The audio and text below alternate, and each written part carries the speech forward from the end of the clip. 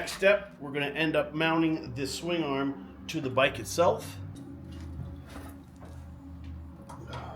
So the M12 bolts are located in this little slot here on the shock packaging. But yeah, there's two of the M12 extended bolts that you'll need located in this box. So now we're going to apply the blue thread locker to the M12 extended bolts that come with the kit. Put them on the arm with the washer on the inside. Do that to both sides here. And from there, you could take the arm. Whoop. Let me get that washer. Helps if you have an extra set of hands. We're going to tilt her up, bring her in and on. It's going to take a little bit of effort. I got mine lined up. Sweet.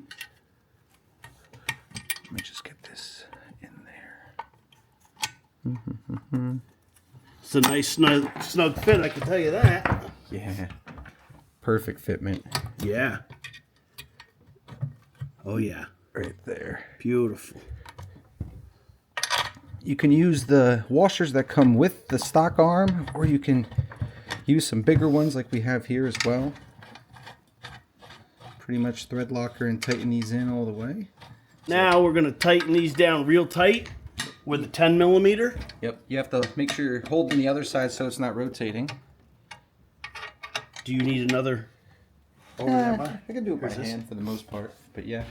Well, if you got a power tool like that, you can just spin it. Sweet deal. Okay.